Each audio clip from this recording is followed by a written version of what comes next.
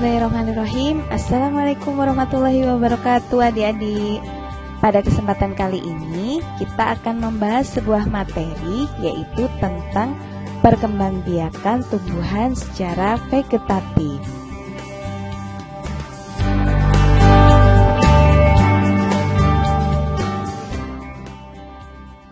Perkembangbiakan pada tumbuhan Angiospermae dibagi menjadi dua, yaitu vegetatif dan generatif.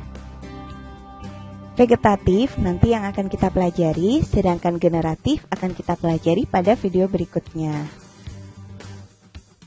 Vegetatif adalah perkembangbiakan tanaman tanpa adanya peleburan sel jantan dan sel betina. Vegetatif dibagi menjadi dua, yaitu vegetatif alami dan vegetatif buatan. Vegetatif alami terdapat beberapa contoh, salah satunya adalah spora. Reproduksi dengan spora biasanya terjadi pada tumbuhan lumut dan tumbuhan paku. Spora tumbuhan lumut dibentuk oleh generasi sporofitnya, yaitu di dalam sporangium, atau biasa kita kenal dengan istilah kotak spora.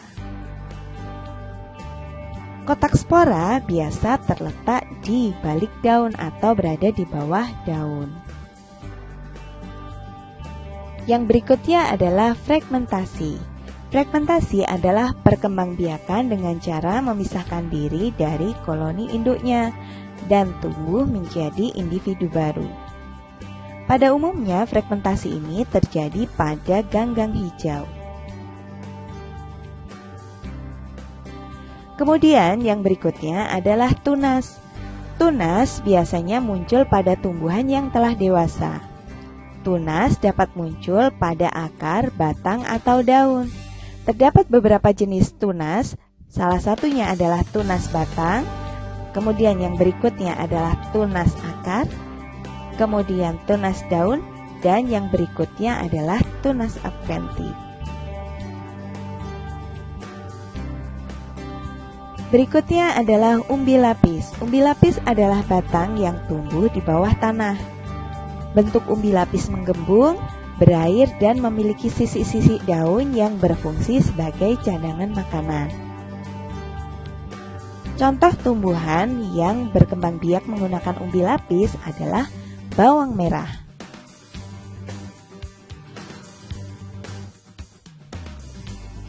Umbi yang selanjutnya adalah umbi batang. Umbi batang adalah batang yang menggembung di bawah tanah.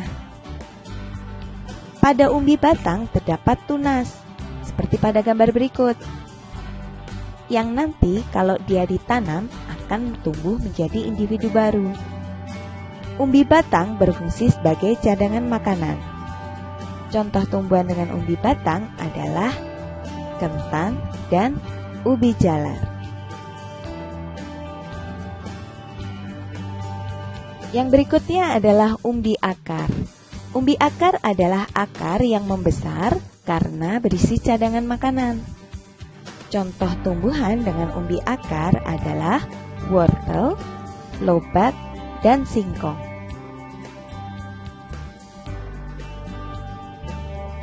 Yang berikutnya adalah rizoma. Rizoma adalah batang yang tebal dan tumbuh di bawah tanah. Pada rizoma terdapat tunas, sisik daun, dan juga ruas-ruas. Rizoma biasanya terdapat pada tumbuhan dahlia, beberapa jenis rumput, dan tanaman jahe-jahean.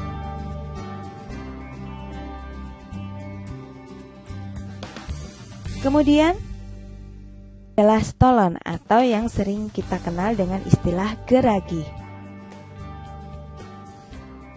Stolon merupakan batang yang menjalar di permukaan atau di bawah tanah. Di sepanjang stolon tumbuh tunas-tunas liar yang kelak akan tumbuh menjadi individu baru. Contoh tanaman yang berkembang biak dengan stolon adalah pegagan dan stroberi. Yang berikutnya adalah perkembangbiakan vegetatif dengan cara buatan. Yang pertama adalah stek, yang kedua adalah merunduk, dan yang ketiga adalah mencangkok. Stek adalah cara perkembangbiakan dengan cara menggunakan potongan-potongan batang atau cabang, terutama pada daerah buku-buku. Misalnya pada tanaman waru dan tanaman tebu. Yang berikutnya adalah cangkok. Cangkok adalah cara perkembangbiakan dengan cara membuang sebagian kulit dan kambium secara melingkar pada cabang batang. Lalu ditutup dengan menggunakan tanah dan kemudian dibungkus dengan sabut atau plastik. Setelah akarnya tumbuh, batang dipotong kemudian ditanam agar menjadi tumbuhan baru. Tanaman yang biasanya bisa dicangkok biasanya adalah tanaman yang tergolong dikotil. Contohnya adalah tanaman buah-buahan. Kemudian mengenten. Mengenten adalah cara mendapatkan individu baru dengan cara menyambung antara dua jenis tanaman yang berbeda.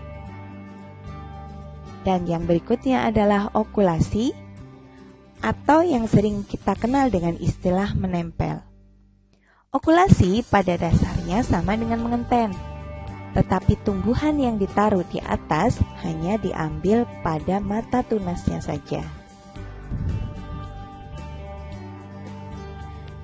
Demikian sedikit penjelasan tentang perkembangbiakan tumbuhan secara vegetatif.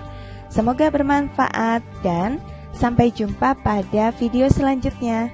Terima kasih. Assalamualaikum warahmatullahi wabarakatuh.